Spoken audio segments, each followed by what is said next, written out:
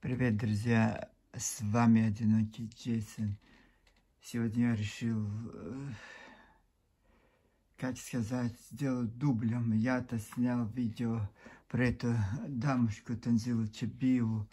Я немножко, можно сказать, порылся в ее прошлом и нашел очень мало таких моментов, которые я хотел бы вам сегодня рассказать. Но, к сожалению, я снял очень долгое видео, там больше часа. И, как всегда, ну, это девушка, женщина, замужняя женщина, так как я порядочный человек. Вот там вы заметили, что я иногда перевозбуждаюсь и говорю слова, которые я бы не сказал бы. Но так получается по ходу речи, разговора, когда ты не то что возбуждаешься, просто это эмоциональный всплеск, и вот ты тогда в сердцах ты говоришь что-то, потом, конечно, ты жалеешь, и, к сожалению, я этот ролик вам не могу, уже 2-3 дня тому назад он снять. Я это вторым дублем снимаю, но это очень сложно. Попытаюсь, как я смогу вам донести. Вы знаете, да, это знаменитая наша Танзила Чебиева, ингушская патриотка, но это нет ничего плохого. Я тоже чеченский патриот, патриот Кавказа, патриот России. Но вот знаете, но я не зациклен в этом. Я не собираюсь спасать Чечню, не собираюсь спасать Кавказ. Тем более не собираюсь спасать Россию от какой-то неведомой, я не знаю. И я не на поле сражения, не на поле битвы, где я должен всеми методами, хорошими и плохими, ради благой цели, топить других, унижать других и защищать свой народ. Я больше, чем эта Танзила, она лицемерка, честное слово. Я даже, у меня нет даже, может сказать, что даже это корни чеченские, то я больше 100 раз больше, чем это мадам, люблю свою Чечню и чеченцев. Но это не дает мне повода украсть чужую историю, высокомерным томом отзываться о другом народе. Да, о этих подонках я говорю. Это именно конкретика, именно это Танзила Чебиев, именно это Руслан Бузуртанов, именно это Танзила Дзауров, именно это Лейла Гагиева, именно вот это Идрис Абадиев, Сараджин Султиков, Рамзан Султиков, этот Иса Кадзоев, это Нурди Кадзоев, это Бибалат Богатырев, это Бексол Сценароев, этот Сергей Беков. Вот это моя имеет конкретный адрес этих людей, который вот это Муса Далдиев, это сын Руслан Далдиев, этот Вайкаст, Майкаст, Вайкаст, все вот это именно вот этот пласт ингушской интеллигенции, который просто представляете, правильно советская власть им давала это руки, инструменты этого государственности, поэтому они знали, кто они такие. Честно, что вот это сама имя Чебиева, кто вы думаете, она родилась в Нестерском, Сунжском районе Чечен-Ингушской ССР, на чеченском территории. Вам не напоминает его фамилия Чебиев? Я знаю осетинского, как это, рестлера, который борется, вот этот Авид Чебиев. Кто вам? Танзилович, он вас родственник? Он осетин. Твоя фамилия, ты, говорят, замужем за осетина. Вот О чем это? Вот самые лучшие, самые ярые патриоты Ингушетии, это вот не сами ингуши, которые чистокровные, а вот эти пришли, армяне, курды, осетины. Я не имею к этим народам никаких претензий. Но вот они, Давид Чабиев, кто тебя, твой брат? Может быть, да, может быть, да. Почему и нет? Осетин представляет Северную Осетию. Но вот о чем я. Мы же не сегодня родились. Мы же, как вам сказать, ну это немыслимые действия. Сейчас вот хоть один фрагмент. Вот она выступает в российской библиотеке. Вот это национальной библиотеке, у него лекции языки Северного Кавказа, что-то такое, культура, я не знаю. Именно ингушский язык, северно-кавказский язык. А напоминания ингушского языка там нет. Есть языки Северного Кавказа. И как вы думаете, вам это сложно будет понять? Вот я это полную эту лекцию прочел от начала до конца, 1 час 1 час 30 минут.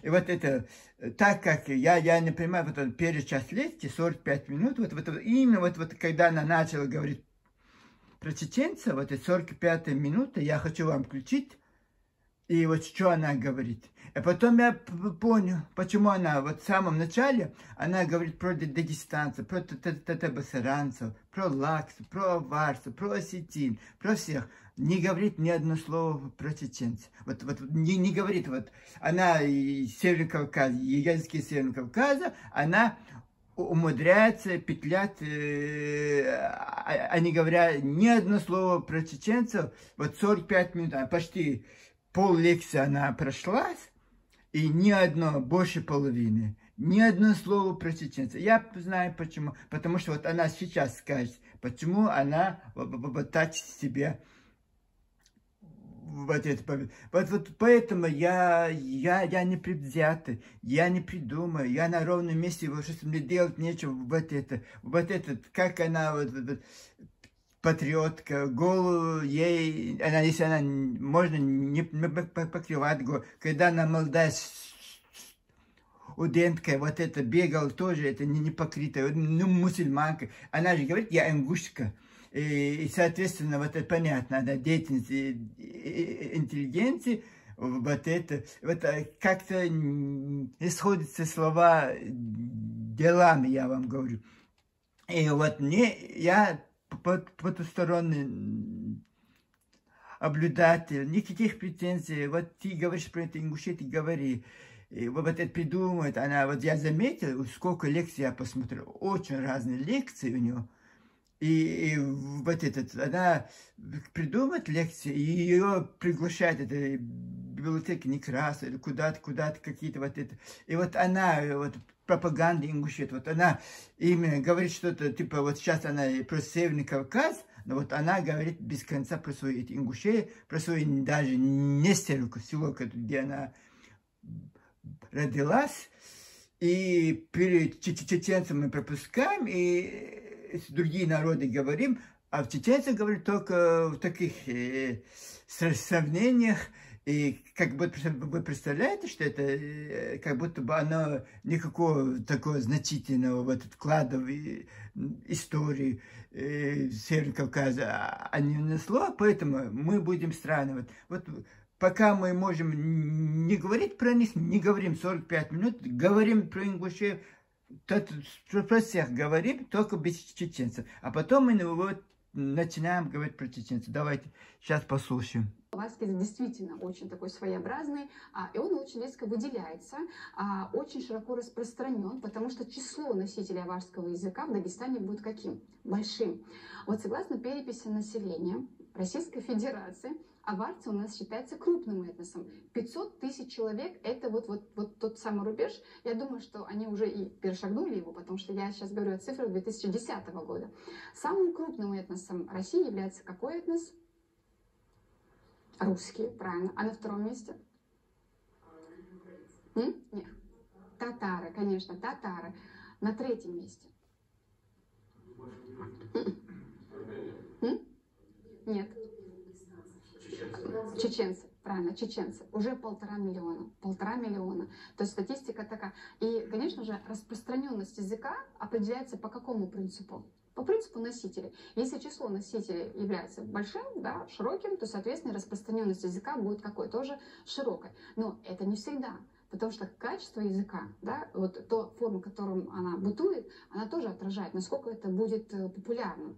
От того, что чеченцев 1,5 миллиона, это не значит, что это самый распространенный язык, потому что сами чеченцы тоже говорят, значит, с большими, скажем так, проблемами, и сталкиваются они без сохранности языка, во-первых. Во-вторых, этот язык тоже внесен в ЮНЕСКО как язык, который что делает? Вымирает и исчезает, да, потому что его бытование носит характер очень примитивный в этом смысле, на уровне вот этой нашей с вами, ну, повседневности. То есть этот глубоко научный язык, глубоко публицистический или литературный язык, он все реже и реже упоминается и используется, вот скажем так, в местной среде. Ну, вы сами слышали прямую речь. И тут, ну, это вы всегда любите, что их язык качественный, наш некачественный, вот, неполноценный народ, что он язык чеченцев умирает. Носитель чеченского языка 2 миллиона человек, это язык умирает. А вот ингушский язык, который 200 тысяч нету. Вот он не умирающий. Вот такое очень противное. Вот это из персонаж из Крокодила Гены, вот этот Шапокляк. Вот она сейчас Алдая, вот точно, вот, и, скорее всего, этот мультипликаторы с нее срисовывали. Там положили 3D, как она в старости будет. И вот я примерно представляю, как она будет выглядеть в старости. Это войнахская женщина, ингушская, кавказская женщина, хотя бы красивую полоску у нас, вот она же представляет целый народ, там рассказывает, вот всей можно все. Вот оскорблять чеченцев она может, придерживается религии. Скорее всего, осетинка, она не ингушская, потому что фамилия мне. Чаба, венгерские фамилии тоже есть, имя такое короткое Чаба, Чабиева. Что-то аланское тут просматривается. Потому что же аланы, типа, у них же был репортаж на телевидении Ингушетии, что аланы выходцы из Венгрии. Оттуда там сделаны, бегали с камеры. Это знаменитая Лейла Гагиева бегала там в Венгрии, искала. Вот они точно в Венгрии то же самое. Все народы Европы, они автохтонные. Единственный народ Европы, который непонятно откуда, вот эти венгры. Вот венгры они их считают с монголами, откуда они пришли. Точно так же вот эти ингуши, непонятно откуда явились. А потом вы скажете, ой, ты так говоришь про ингушский народ. Нет.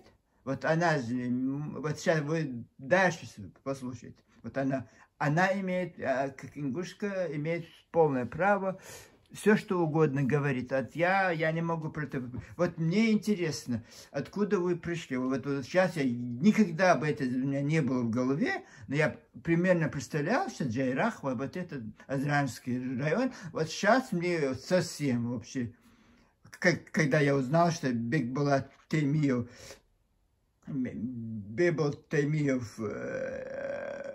вот договорился с кабардинскими князьями,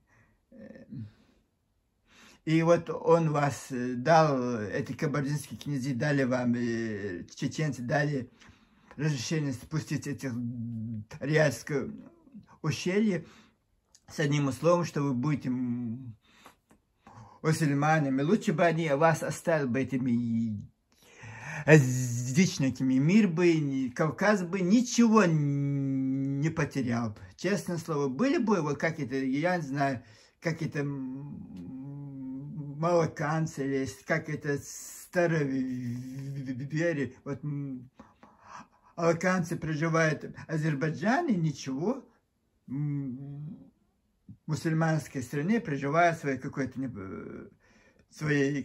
религии, проживают там. Вот точно так же не была бы большая потеря, вы бы жили бы в этой Северной Осетии, где-то там в этих горах, вы как дегорцы, как Северный Кавказ бы ничего, мы, чеченцы, тоже, скорее всего, ничего не потеряли бы, потому что ваша наглость, ваша бесцеремонность, вот видно, вот, это только одна наша Рейна, их сотен, вот все, кто где-то там учился, что-то там оканчивал, какие-то преподаватели вуза, вот Грозненская, они все в Грозном там везде, ее мать тоже бегала в Грозном, вот это, она же говорит, что депутат Верховного Совета Чечено-Ингушской ССР была, и отец там, я не знаю, все вот это, и это такой малочисленный род, что они всех, вот дали этот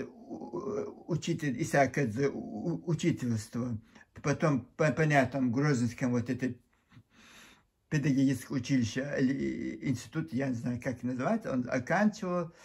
И вот это, все ингушская интеллигенция, это очень громко сказано, интеллигенция, это не интеллигенция. Просто, либо вот я тоже оканчивал что-то, я могу сейчас таким деятелем Чечни. Я бабушка, депутат Верховного Совета Чечен-Ингушской ССР, я из знаменитой семьи, из знаменитой вот это, наши отцы основали вот это Введено, и я мог бы вот сказать, вау, я голубых княжеских кровей, давайте я буду сейчас выступать. Я тоже могу эти лекции проводить. Я тоже могу, да, это сейчас, конечно, проблема, это русская речь у меня уже отсутствует, я же забыл эту речь. Но ничего страшного, и можно вот это. И вот они вот так все вылазили со всех щелей, со всех этих должностей. В Грозном, скорее всего, вот это обкома, как писец, она была уборщица, а потом приходит сюда, ой, я обкоме КПСС работала. Вот то, вот имеется в виду, да, в университете была секретарша, я преподавала в университете, или какое-то Министерство сельского хозяйства, она мыла унитазы, а потом я работаю в Министерстве сельского хозяйства. Вот так у них. Поэтому, представляешь, мы, чеченцы, вот так бы, у нас сколько профессоров, сколько академиков, сколько вот докторов, это один кандидат у них. Сколько у нас преподавательский состав университетов, институтов, сколько всего у нас.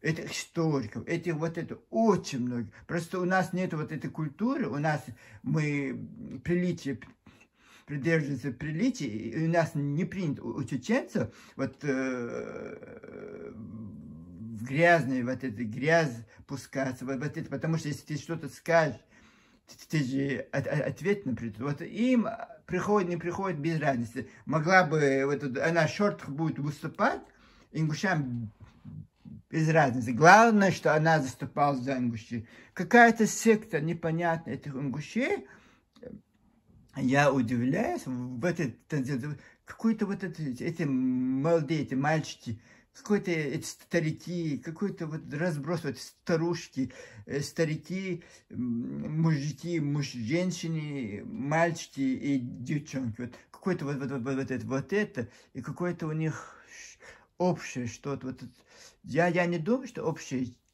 это ингушетия, да. Это ингушетия, это доход, это деньги. Вот они будут деньги, вот это выгодные.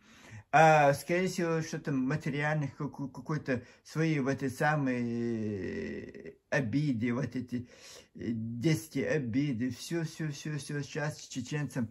Мы, честное слово, вы не поверите мне, я уже забыл от русских. Я прошел первую чеченскую войну, вторую чеченскую войну. Я был подростком, этот Джохар Удай там бегал, там Грозном.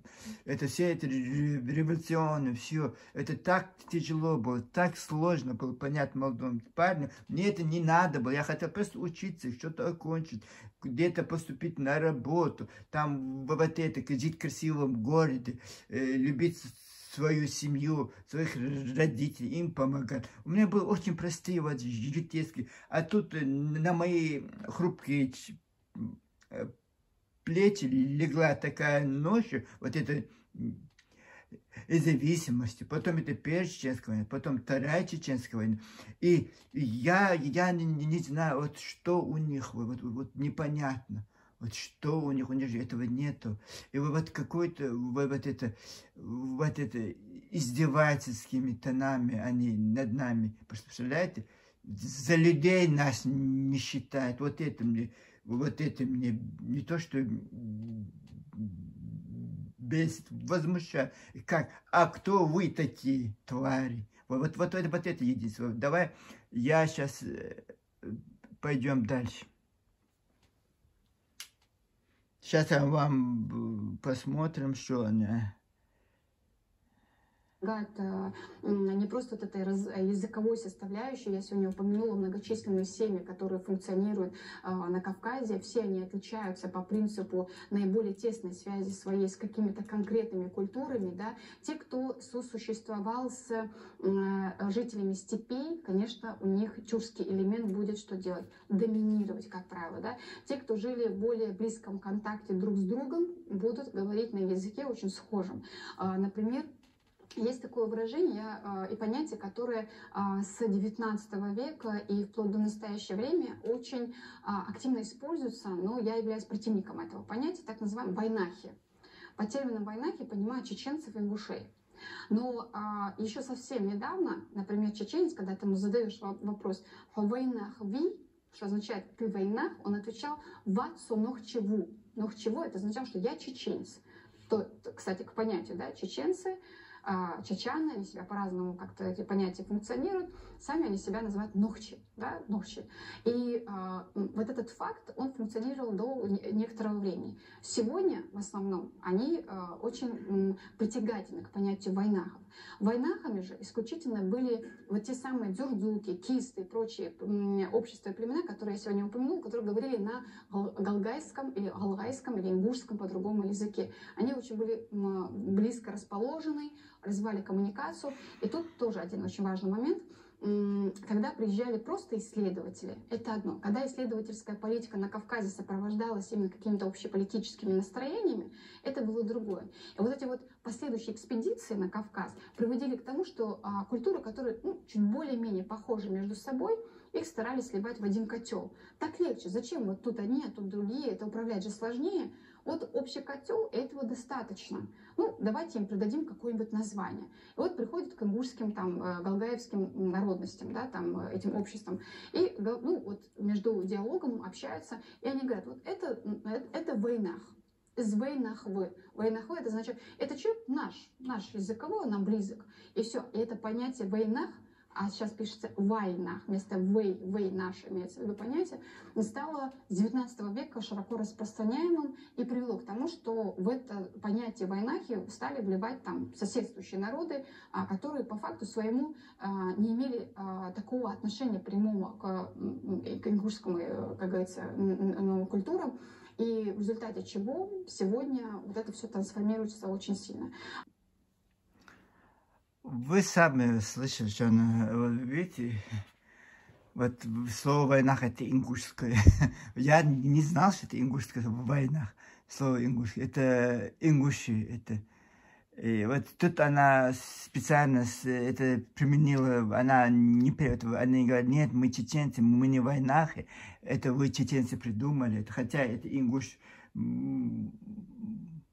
Альсагу, это придумал, ну ничего. И вот это вот, она вот так вот именно вот чеченца, она упоминает именно вот таком негативном.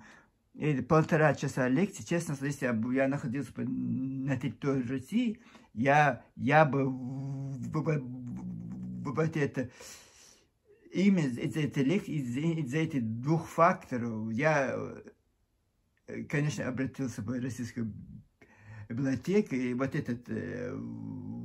почему вот они используют свои вот эти работы, какие-то учреждения, используют свой статус, чтобы вот английская пропаганда. Вот везде они, вся эта лекция, вот я человек, как бы, да, она упоминает другие народы, какие-то вот это, но основная цель же ее, вот про мужчин рассказать, и вот еще этой лекции это басаранцы ингуши, это собиранцы ингуши. Вот больше никого, как будто бы, а где адыги, а где черкесы, а где кабардинцы, а где балкарцы, а где карачаевцы, а где осетины.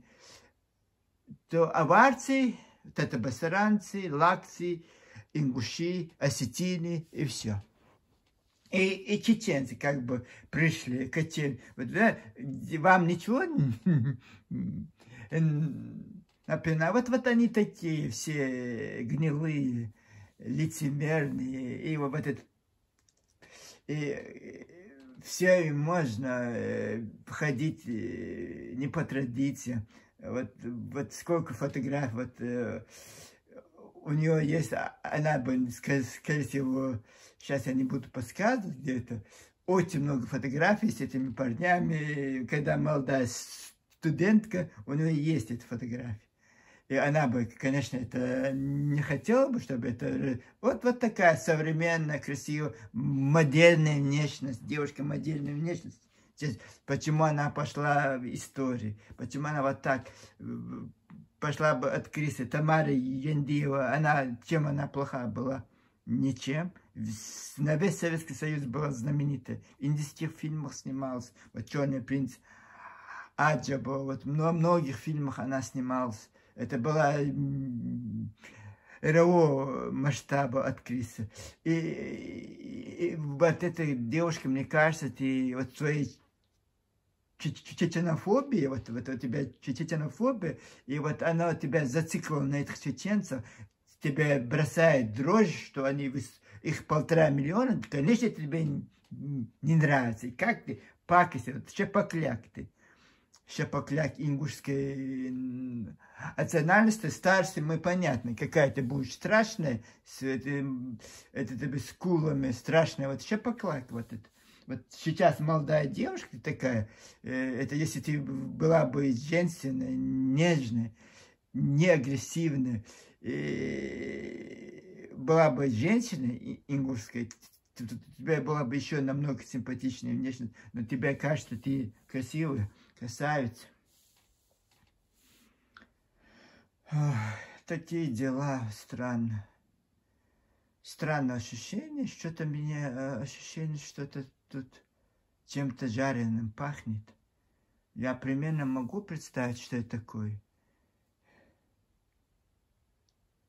Какая-то у них сектантская. Это просто каждый человек на своем уровне что-то говорит. Где-то у них есть вот этот масонская ложа, вот это масонское, вот есть такое понятие, что это масонское существует всемирное правительство, масонская ложа, вот это, точно так же вот это ингушская, вот это масонская ложа, везде пооткрываются эти ингушские центры, чтобы для чего это в Грузии открыли, для чего они открыли ее, для того, чтобы фальсифицировать чеченскую историю, чтобы там везде вот это все, вот это, поэтому, дзурзуки это мы, это кисти это мы, глиговы это мы, если это акабанская культура, это мы, если это уральская, почему-то единственное, вот этот, что-то молчат про это, уральскую, которая всегда по учебнику истории нас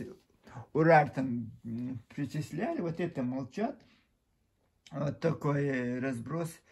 Ой, сколько видео про эту Адам, где она почти ходила по рукам, можно сказать, везде бегает, по всем этим каналам, бесчисленным каналам, сколько всего хлама я осмотрелся. Ой, под впечатлением, конечно, под впечатлением. Под впечатлением. Вот она, вот видите, она, во-первых, своей чеченофобия прикрывается Республикой Ингушетии, она под защитой этого государственного устройства. Потом она прикрывается, что она замужняя женщина, вот то же самое, в этот хитро все задумано, придумано. И вот она будет бегать везде, и только про чеченцев. Про нас. Бедный народ чеченцев. Я уже этих русских забыл, честное слово. Я уже, вот это, да, это сколько они сделали зла нам, вот то, что вот эти ингуши творят, это еще, это, знаете, это когда открыто, это понятно, у тебя боль, у тебя страдания, это ВИЧ, это несправедливо, это, и можешь, а когда сзади, за твоей спиной, вот эти хитростями, вот это, прямо ничего, и говорят, какой-то, у них есть какой-то, я поэтому говорю, какой-то сектантское вот поведение, и где-то вот они обучают, где-то их вот это стараются, вот этот Руслан, каждый Руслан 1200 роликов снял, это Руслан Бузуртан, в каждом ролике он оскорбляет, не, вот, блядь, оскорблением в каждом ролике, но вот вся работа так построена, чтобы вот это, нет, это не я, это кто-то вот так сказал, а кто это сказал, где это же нет, он может просто сказать, что это написано. Вот где есть слово чеченец, они это слово убирают, ставят слово ингуш. Вот такие дела, я просто очень... Тот ролик я вообще... Жалко, что я не могу поставить, но вот постарался вам немножко показать это лицемерие, вот это фальшь, вот это. Мать нескольких детей, хотя бы чуть-чуть, можно же прикрыть голову, нет, голову не прикрывает, это принципиально. То есть то, что я хочу, то делать, знаете, это стереозный характер ума, стереозных характеров. Вот то, что я хочу, то делаю. Вот я хочу оскорблять чеченцев, я буду оскорблять. Что вы мне сделали? Вот такая, вот такая. И вот это, как она улыбалась-то, как она одаривала этих русских своей улыбкой.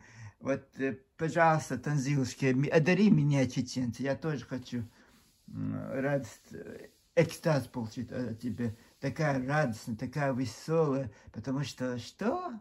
Потому что она сейчас снова оскорбит чеченцев, снова их унижит, снова вот это, потом многие чеченцы на это ответят, а она ни при чем. Это лекции. Вот это лекции. Почему я не сказал? Потому что вы же, ваш чеченский язык, чеченцы друг друга не понимают. Она как бы и не существует. От того, что вы 1,5 миллиона, это потом, они так говорят, это вы не все чеченцы, вы все другие народы себя присоединили. Вот так. Вот так. Чебиева, вот что-то, вот это, с каждым, вот это, когда вот фамилию посмотришь, вот понимаешь, вот русский Бузуртана, его предок Иосиф Бузуртанов, это евреи, грузин, евреи, я не понимаю, вот так у них, вот это Исаак Адзою, осетин. И в этот Ангуштер, там родился, там бы пошел бы в школу, там бы в Владикавказе пошел бы учиться. Нет, обязательно надо приехать в Чечню, приехать в Грозный, там поступить в это учебное заведение, а потом там же сделать это провокации против чеченцев. Не в своем Владикавказе, где ты родился, в Ангуште. Нет, мы будем в городе Грозном свои права защищать. А при чем мы? При чем город Грозный? Ваш Назрань. Нет, Назрань мы не хотим. Ваш Владикавказ, вы в составе Осетии, с осетинами жили. Нет, мы не хотим. Мы хотим только права качать в городе Грозном. До сих пор, вот сколько это Базоркин, вот это Бексолта Сейнароева, это Бибулат, вот это Богатырева, до Исикадзоева, вот они только качают свои права в Грозном. Вы, чеченцы, нам обязаны, вы, чеченцы, нам должны. Вы, вот это наше, это истории наши, ковры наши, я не знаю, вот это, все ваше, все ваше. Потом вот это танцевальной группе свадебной, вот это кабардинцев, эти осетиновые копируют. И хорошо, почему у вас своего национального убора нет? Потом придумали какой-то убор амазонок. И вот это... Вы это не войнавские уборы у вас. И вот сейчас потом говорите, мы в войнах. Какое-то раздвоение личности. Какие-то вот они так забрались в ушки. Врут без конца. Врут, я не знаю, напропалую. Если так можно было бы вот так, как будто бы, я не знаю, берега потеряли. Очень, представляешь, в семье вот так бы. Ты отец семейства, у тебя там 10 детей, и ты не можешь их контролировать. Девушки что хотят делать, парни что хотят делать, что в голову, вот не дай Бог, не дай Бог. Хорошо, вы такие вульгарные, вы такие непорядочные, вы такие лицемерные, но нет, еще вы претендуете на самый автохтон, самый чистый народ, самый язык ваш, все вот это, и вот везде бегаете по этим университетам, библиотекам, и вот это стараются, вот это, вот я тоже работал, сейчас я работаю, я работаю в самом крутом. У нас 10 тысяч персонал, и там я работаю.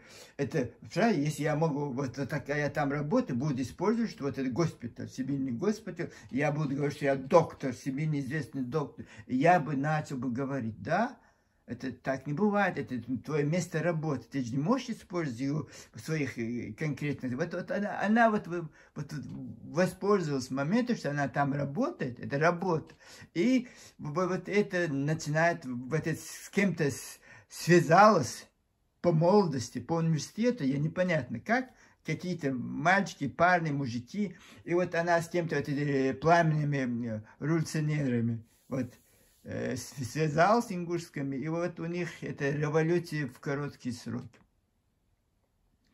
Мы нигде этих революций, вот потрясение у них всегда. Представляешь, сейчас, вот, не дай Бог, я боюсь, очень боюсь, что там что-то случится. Это 3 дня вот этого пригородного района, для них это как будто бы потеряли все. Встали на колени все, вот это такой великий народ ингуши. И я не знаю, если мы вот так бы 150 тысяч русской армии, 150 тысячная вошла в Чеченскую республику. Город Грозный они защищали 3 месяца, не могли вот захватить город, 3 месяца. Годами, я молчу о Кавказской войне, которая 20-25 лет, именно чеченцы, никто, вот чеченцы вот против России, сколько сотен тысяч они поклали свои жизни. Это же, вы знаете, там 80-тысячный корпус вот этот русских войск, и вот это там и 2000, не 3000, они умирали, и у них ранения были.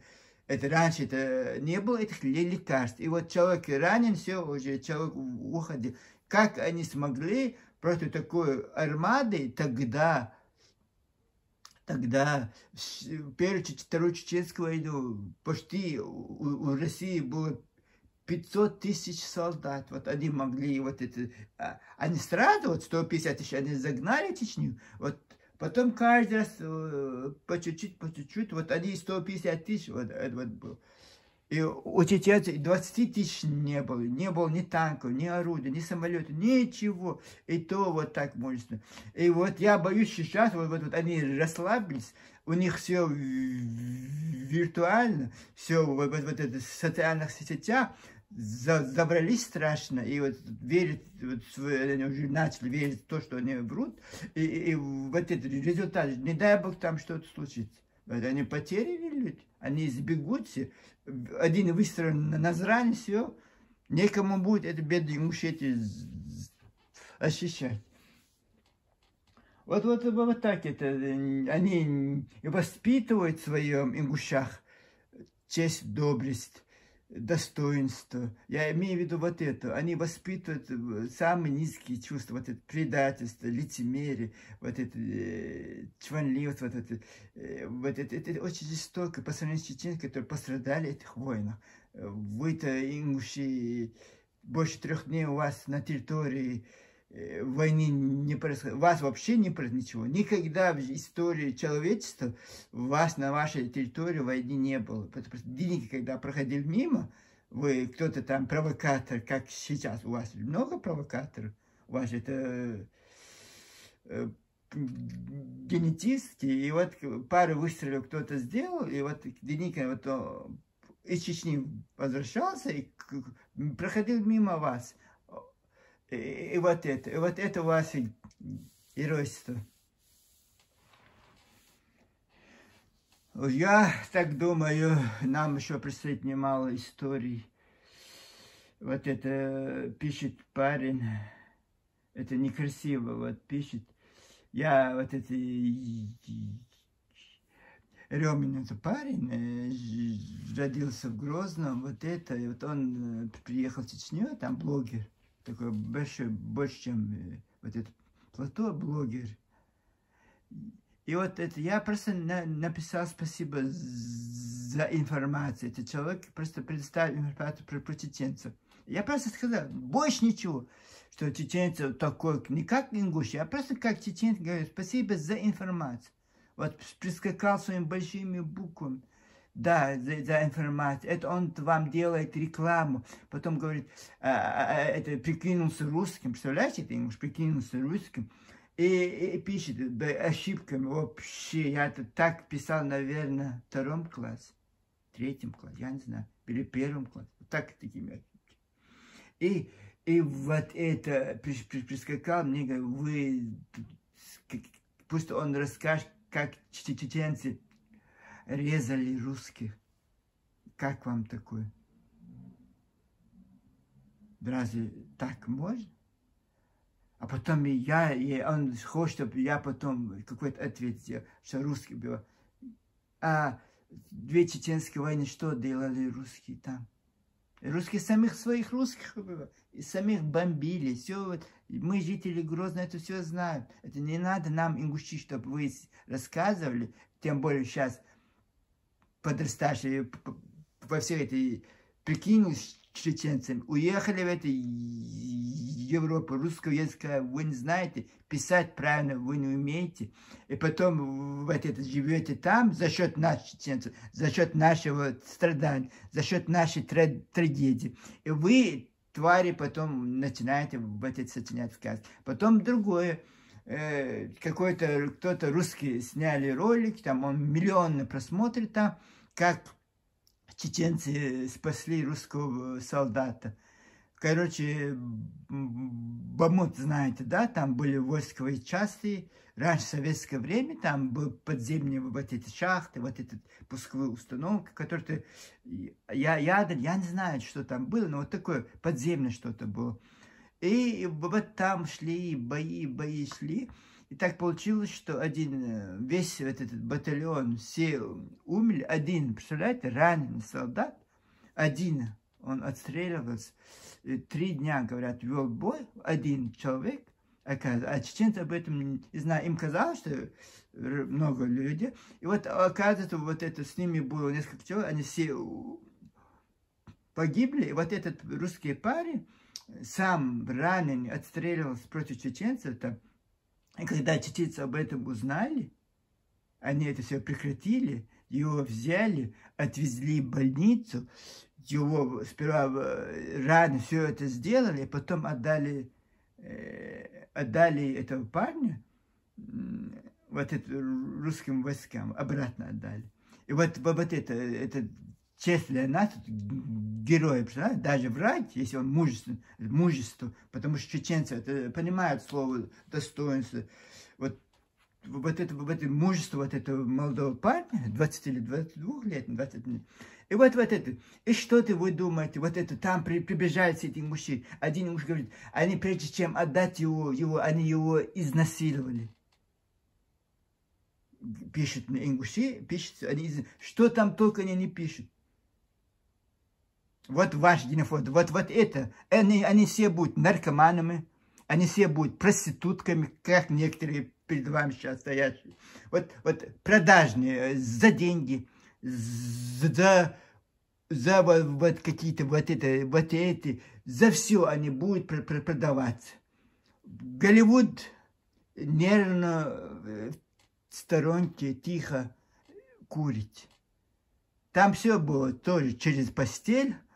Вот ингуши, даже вот это мы будем смеяться, мы будем рожи корчить, мы будем хихикать, если даже случайно кто-то тебя тронет, делаем вид, что мы не видим, что наша честь, они задеты, женщины, девушки, и вот это будем чаи гонять, кофейку с мужиками там посередине. Эта фотография, это тебе Танзил Чаби, вот ваши фотографии, вот видеоряд, правильно, что они поставили, вот все, вот это, и с парнями, и это нормально, конечно, очень нормально.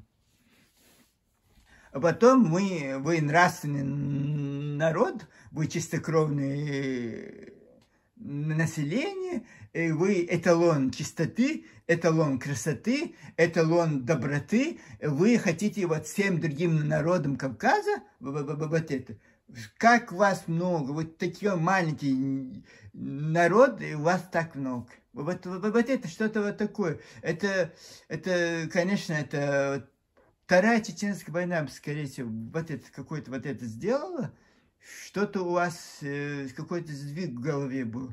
Вот вам показалось, что чеченцы все уже, их русские уничтожат, и вы уже подготовились все чеченское захватить. Вот это, да. Вот это Танзила Заура в 15 году издала книжечку. Вот украл у чеченцев 87-го года, молодой парень начал писать про чеченский арман, истанги, вот это узоры, орнаменты. И закончить книжку в 95 году, когда шла Чеченская первая война. Вот у него не было возможности эту книжку издать, и в 2015 году это ингушский вот этот представитель, почему-то ингушский представитель в Турции, в Стамбуле. Вот он с ним связался и сказал, что я издам тебе твою книжечку. Привет, Мише Гуцериеву. Вот его деньги. Привет Мише Гуцериеву, и решили, вот он говорит, ты написал про чеченский, а если ты слово ингуш туда добавишь, и я дам деньги тебе издать вот эту книжку. И что, как вы думаете? И он был вынужден, этот чеченец, писать туда ингуши, чтобы издали эту книжку. И что, думаете, перевели по-своему? И сразу вот этот Танзила Заурова, тоже этнограф, как вот это Адам, этнолог. Вот она вот это просто украла чужие это, просто вот этот чеченец писал 1987 года по 95 год книжечку, ингуш его издал, за деньги ингуша. Вот, а потом эта ингушка Танзила Заурова просто переписал все это на свой лад, что это ингушское узоры. Там сперва стоит слово чеченец. Нет, мы не говорим. Нет, это ингушские узоры. Вот этот издал человек. Вот это странно. И это чеченец, говоришь, у меня нет возможности, скорее всего, бедный человек, там, с какой-то, вот это, нет возможности ходить по судам, и жаловаться, вот это все. И когда вот эта книжка на русский перевели, там было очень много неточностей, вот это. И вот это она писала в Facebook, где-то там, они говорят, автор пишет, что это вы неправильно делаете. И они его комментарии воры, вот ворские понятия. И вот у вас какой-то вот этот У Яны понятно, конечно. Очень хорошо, что я не из этой вашей ингушской партии, подонков, подлецов. Я благодарю Богу, что вот у меня ингуш. Представляете, я был бы ингушом, я видел вас в творе. Как мне было бы сложно с вами. Вот это. Вот это, конечно, вот этот еще только один ингуш с вами старается бороться. Он то очень скромно, очень осторожно это делает. Нет вот таких пламенных вот это. И среди чеченцев, сколько молодежь, которая уже в этих технологиях, вот это, почему вы не можете просто сесть, включить камеру, просто посмотреть этот ролик, включить камеру, и я не знаю, и голоса у вас прекрасные, и все у вас отлично. Вот вы, дорогие мои товарищи, просто у меня нет дорогой микрофон, я не умею его включать, но когда-нибудь я его сделаю. Это будет моя речь, у меня очень красивая речь. Просто я сейчас должен орать на камеру, на телефон, поэтому она неровная. Я должен ровно говорить, я медленно буду говорить, вы не будете слышать. Поэтому она разная, вот она, я же не могу одним тоном громко говорить. Поэтому вам кажется, мне тоже, я когда иногда смотрю, очень сложно. Но человек, это же бесплатно, за это не надо вам платить деньги. И вот хотите обогатиться. И вот я тоже вот обогащаюсь, честное слово, все это проговаривая, я очень, оказывается, я знал очень много, у меня все это где-то лежит на полочке в голове, и надо это немножко по чуть-чуть брать. Я блогером не хочу стать, нет смысла, потому что я хочу стать, не хочу стать, я уже писатель, но я никому, я славы не надо, бегать мы не будем, просто я буду свое дело делать тихо, мирно. И иногда можно комментировать, но извините, я могу и каждый день снимать этот ролик, сидеть вам рассказывать, смысла нету там, знаете, это не расходится, вот это кажется некоторым радикально, некоторым кажется это неправильно, многие чеченцы осуждают, понятно, ингуши тем более. И это моя реакция. Вот она, если она не говорила бы так про чеченцев, я бы ничего не сказал. Я бы промолчал.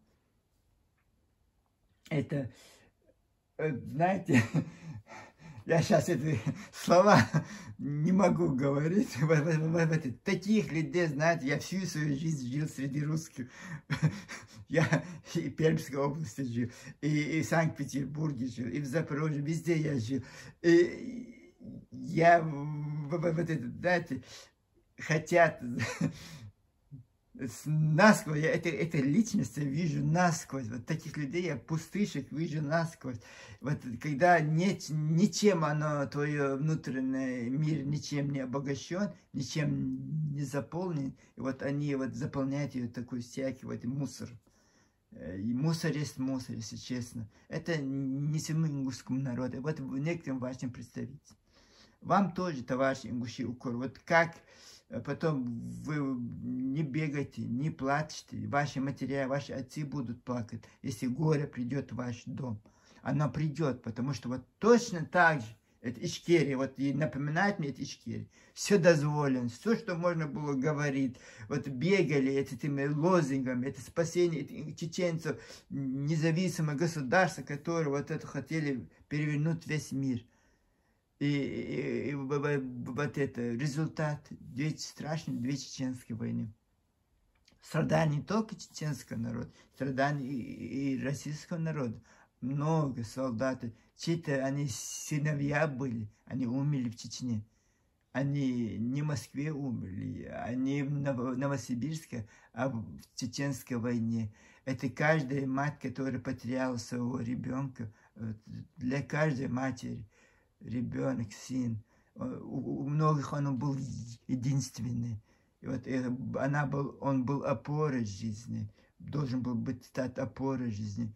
Он из-за того, что вот политики и в Москве, и в Грозном, эти Ингушетии, которые тогда, как сказать, Азрани, вот они спровоцировали. И вот не только чеченцы, русские виноваты, ингуши виноваты. Сразу же сделали очень, если вот да, если кто не помнит, то да, с самого начала, это же была Чечено-Ингусская республика, это был Чечено-Ингусский народ.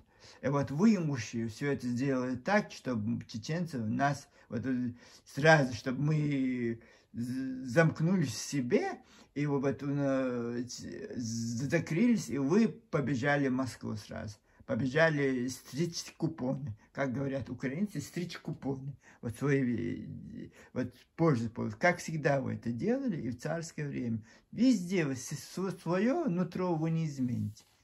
Вот я возмущался, когда мне говорили, что это предательство. Вот я не верил в это. Я не мог это понять. Сейчас я понимаю. Это хуже, оказывается, хуже. Нам казалось, это какой-то, что они могут предавать родные братья. Мне казалось, один народ, мне кажется, нет. Это мы не один народ. Вот. Не может такого быть, чтобы чеченцы были такими. Нет, у нас другие обычаи, у нас другие традиции. Да, когда вас приглашают русские какие-то подкасты, какие-то телевидения, вы говорите чеченским, вот этим адатами, вот это. А когда вы вот сами сидите в своих кабинетах, вот этих студиях, вот тогда вы раскрываетесь, конечно. Какие вы сразу война, нет, все, от всего отказываетесь. Вы самый главный народ земли. Ох, такие дела, такие интересные события в наше время. Представляете, вместо того, чтобы воспользоваться веком современности, веком, весь мир открыт. Нету этих границ, нету вот этих притязаний, вот какие-то политики. Зачем ты, историк, занимаешься своей работой? Если ты этнограф, занимаешься только своей работой, не политики, не стравливание друг друга народов. Вот занимай свое. Нет, тебя какой-то вот этот пригласил на чай пить, и там он там себя вот русский очень сильно за него бегает. Вот это, скорее всего, где-то у вас чаепитие происходит, собираетесь все вместе, весь мусор собираетесь, и вот вы стратегии разрабатываете, как, что, вот больные наши, старики тоже больные, какой-то больной человек что-то там скажет, вы это воспринимаете, вместо того, чтобы сказать, знаешь, так нельзя, давай мы, может быть, нам будет выгодно дружить с чеченцем, может, нам все равно, представляете, ингуши, мои товарищи, дорогие, вот вы обижаетесь, не обижаетесь. Вот я тоже очень на вас обижен. Я не знаю, как это можно исправить. Это неисправимо. Вот сколько у меня знакомых мужчин. Я не хочу с них видеть, не хочу вас слышать. Не хочу даже, иногда они, когда со мной разговаривали, я тоже, у меня подсказывали чеченские слова, у них ингушские слова. Вот не вот это ингушское слово, я если вдруг услышу, это меня будет брать дрожь. Это неисправимо. Пока не поздно, нужно исправлять. Это, да, я частное лицо, я не общаюсь, это ничего, не произойдет на нашей земле. Но вы знаете, кроме чеченцев у вас никого нет. Вы никому не нужны, дорогие мои. Никому вы не интересны, кроме чеченцев. Вы знаете, русские вас любят. Никому вы не нужны, кроме чеченцев. Вот это вы должны были запомнить. Ваши отцы в грозных кафешках, наверное, весь свой ум. Это польза. Вам пользы не будет того, что вы ярый чеченофоб, вы вас ненавидите. Мы больше вас. Мы крупнее вас. Нам это пофиг, знаете. И мир покажет. Хорошо, что у вас осетины рядом есть, ваши друзья. Да, их вы очень любите. Вот им вы простите все. Чеченцы не можете простить там мелкие обиды. Даже это в Грозном, вот этот Руслан Бузуртанов говорит, в Грозном, вот это, какие-то стреляли они. Ну, пусть стреляют, в свадьбах у нас стреляют. Разве это для тебя, русских Бузуртанов, для тебя это сенсация? Всегда стреляют, даже свадьбы, каждая свадьба без стрелянины у нас не проходит. Вот, я вынужден матери уехать из Грозного, вот весь этот трагедия. Трус ты, трус, подонок ты, ничтожество. Поэтому ты такая, даже женщина, вот, женский ум у тебя, женское мышление у тебя, как баба сидишь там, вот это, и ты вот статут у тебя, ты старик, тебя не могут вот это, и ты вот это начинаешь вот это, кормился за счет чеченцев, жил за счет чеченцев в этом городе, ты ранен и жил, дорогой мой русский Бузуртан. Это то же самое Чабила. Скорее всего, то же самое, то же самое. Все жители Чечен-Ингушской Ассии ярые чеченофобы, ненавидят чеченцев. Русских мы любим, конечно. Это же легко. Может, еще они нам что-то подкинут. Вот в 92-м подкинули 2 райончика, Сунжинский и Могобекский. Потом мы сами в 98 или 99 году хотели себя, в 99 хотели присвоить себе Галанчевский чеченский район, но у нас не получилось. Нас взяли за руки и обратно его забрали. И вот у вас вот так. Может, еще там что-то там. Вот сидите там, ждет Третьей чеченской войны. Ждите, ждите. Скорее всего, она придет на вашу территорию, вы так скачете, вы так бегаете. Скорее всего, она к вам придет, в ваш дом. Она приходит туда, где люди теряют разум. Война приходит туда, где люди потеряли разум. Мы уже свое отстрадали. Надеюсь, ничего плохого с нами не произойдет. Но она не гарантирована, конечно. Не гарантирована, но в любом случае. Это не тот чеченский народ, который был раньше. Вот это меня радует, Танзила, Чабиев. Вот поэтому ты щепокляк. Щепокляк. Как ты похож, ужас. Это я сейчас понял, как ты на него похож. Еще 10 лет, 15 лет ты будешь... Вот, посмотри на эту женщину из мультфильма «Крокодил Гейн». Вот, поймешь, о чем я. Такие друзья, товарищи, у меня сейчас предстоит тоже немножко прогулочки. Пока-пока. С вами был одинокий Джейсон. Пожалуйста, комментируйте, что-то делайте. Потому что это тоже труд сидеть тут говорить про это. Это не так легко. Когда ты можешь просто сесть и рассказывать все подряд, это очень легко. Когда ты вот сейчас хотел пару горяченьких моментов кинуть, но это будет выглядеть снова некрасиво. И первое интервью тоже я вот так убрал, потому что я подкинул пару горячих фактов. Но это, по-моему, это не стоит. Зачем мне опускаться на их уровень, этих никчем, этих пустышек? Вы знаете, теперь я понимаю. Теперь я понимаю, кто такие ингуши. Пока-пока.